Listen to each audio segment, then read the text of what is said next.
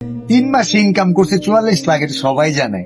আমার কাছে এখন যে পরিমাণ টাকা আছে, আমার তো বয়স 27, ধরে নিন মানুষ 60-70 বছর বাঁচে, আমি আর 1 টাকা ইনকাম না করলেও চলতে পারবো। আমাকে নিয়ে সমালোচনায় মাতে মোর নামের একটা ছেলে কন্টেন্ট ক্রিয়েটর, এই যে তোমার আব্বু দেখাইতেছে, দেখো মনিটাইজেশন ছাড়া তোমার আব্বু কি দেখাইতেছে, দেখো মনিটাইজেশন ছাড়া তোমার আব্বা দেখাইতেছে $4,203, $5,04,000 মনিটাইজেশন ছাড়া ইনকাম করে আসো, রেকর্ড করো। আসসালামু আলাইকুম।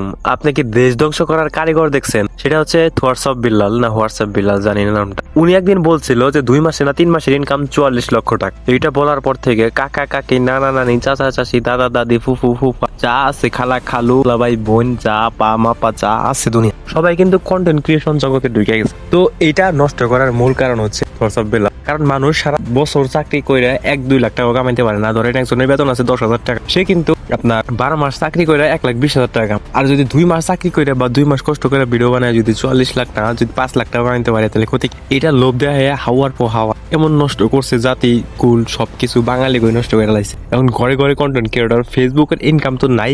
আগে জানি 100 টাকা 10 জনের মধ্যে ভাগ করে দিচ্ছে, এখন 100 টাকা দেন নাকি 1 লাখ মানুষের মধ্যে। তাহলে ভাই কয় টাকা ইনকাম থাকে?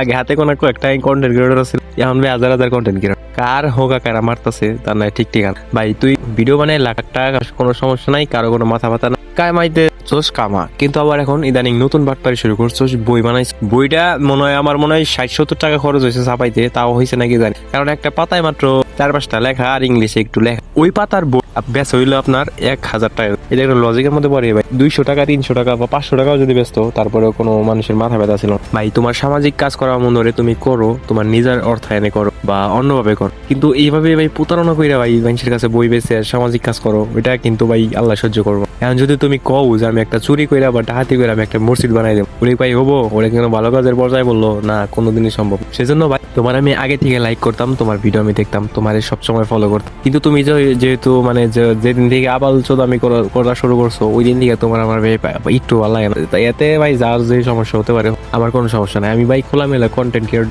আমার যা মন চায় আমি তাই কই। আমার কোনো স্ক্রিপ্ট লেখা থাকে না, আমার কোনো কিছু লেখা থাকে না, আমার A to Z যা হেমক দেওয়া ওই নাই কই, বুঝছা?